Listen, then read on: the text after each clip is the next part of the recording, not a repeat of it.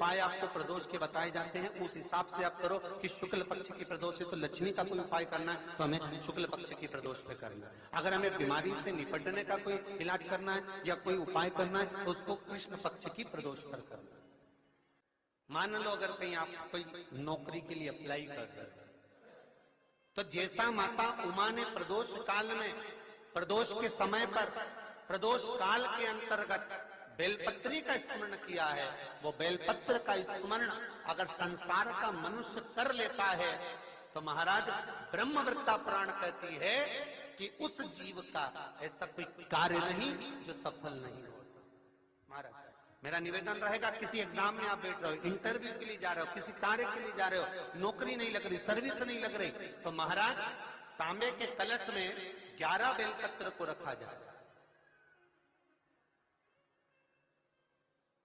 और तांबे के कलश में 11 बेलपत्र रखकर उसमें 11 सफेद पुष्प को डाला जाए।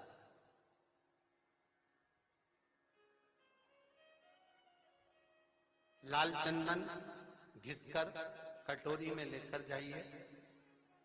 प्रदोष के दिन, शुक्ल पक्ष का जो प्रदोष पड़ जाए उसके दिन शंकर के शिवलिंग पर लाल चंदन लपेटने से पहले शंकर की जो जलाधार, शिव महापुराण कहती है, माता उमा का चरित्र कहता है, कोई एग्जाम में बैठ रहे हो, कोई कंपटीशन एग्जाम में बैठ रहे हो और चाहते हो कि मेरी नौकरी इसमें लगना ही चाहिए, तो लाल चंदन का लेपन आपको इस पूरी जलाधारी पर करना है। लाल चंदन का पूरी जलाधारी पर करना। और महाराज जी जिस कलश में आपने घर से 11 बेलपत्र और 11 सफेद पुष्प जल के अंदर डालकर लाए हो, उसको आप चढ़ाएंगे तो इस तरह से चढ़ाएंगे कि उसका भाग हमें दिखे चढ़ते समय। ऐसे नहीं चढ़ाएंगे, उसको चढ़ाते समय इस तरह से चढ़ाएं कि वो जल का भाग हमारी ओर गिरता हुआ।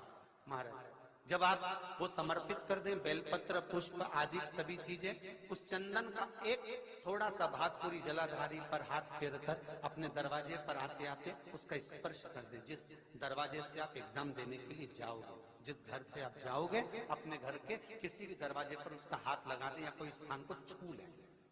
जिसको आप दरवाजे को खोलकर, दरवाजे को स्पर्श कर कर या दीवार को छूकर या अलमारी को छूकर, जिसको भी छूकर आप जाओगे उसका स्पर्श कर लेना।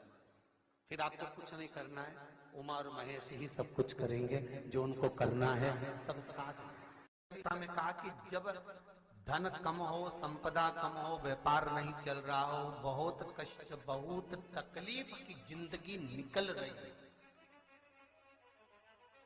2 रुपए भी अगर खाने के लिए नहीं है तो एक बार प्रयास करना, घर में ही प्रदोष के दिन घी का दिया लगाकर या मंदिर में शंकर के घी का दिया लगाकर उसमें 2 बाती, कितनी बाती? 2 बाती रखना। चाहे तुम लंबी रख लो चाहे गोल रख लो, पर रखना 2 ही बाती। घी का दिया लगाकर दुख दहन स्तोत्र का पाठ करो। दारिद्र दुख दहन स्तोत्र का पाठ बाजार में किताब मिल जाएगी, नहीं मिले तो मोबाइल पर सर्च कर लेना, उसमें निकाल लेना। महापुराण पर अगर पहली प्रदोष पर ही आपने अगर घी का दिया लगाकर, आसन लगाकर शंकर के सम्मुख में प्रदोष के दिन, प्रदोष काल में शिव की पूजन कर कर दारिद्र दुख दहन स्तोत्र का पाठ चालू कर दिया तो विश्वास रखना कि 5 प्रदोष तक तो बाबा खुद करुणा कर देगा। आपको मुड़कर नहीं देखना पड़ेगा। नौकरी नहीं लग रही, सर्विस नहीं लग रही, परास्त तो हो चुके हैं, फॉर्म भर भर कर, दुनिया के हाथ जोड़ जोड़ कर। एक बार महादेव के हाथ जोड़ लो, एक बार उससे कह लो। ये शिवलिंग है, ये गोल जलाधारी है, ये सामने चरण, करें दर्शन सबने। ये 2 सामने जो चरण है, इसके बीच में सुख सुंदरी है। कभी कभी विशेष कोई अवसर आए,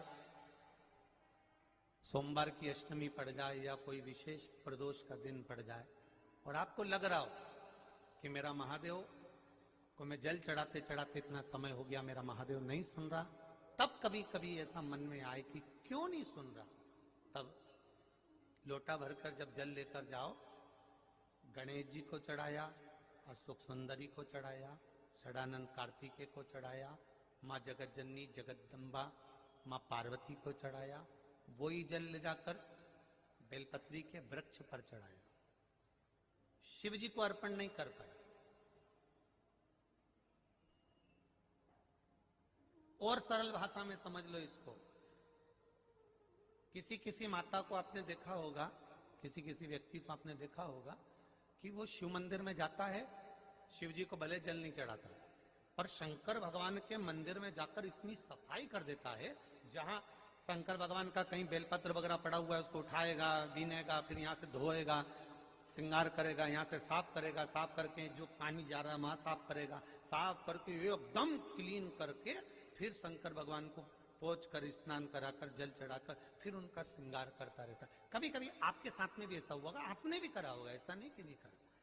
कभी कभी सब दूर सफाई के बाद शिवलिंग की सफाई करना भूल गया, या शंकर जी के शिवलिंग पर जल चढ़ाना भूल गया, जल चढ़ाकर आ गया।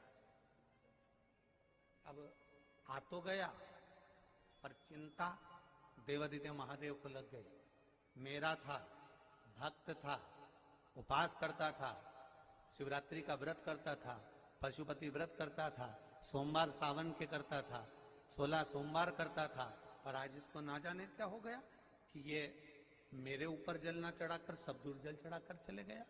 देवादिदेव माता पार्वती जी से कह देते हैं, सुन पार्वती, अगर कोई भूलवश भी मुझ पर जल चढ़ाना भूल जाए और तेरे हस्त कमल पर जल चढ़ा कर जाए, तो पार्वती जितना फल मैं प्रदान करूं उससे दुगना फल तुझे प्रदान करना है। ये शिव कह रहा है।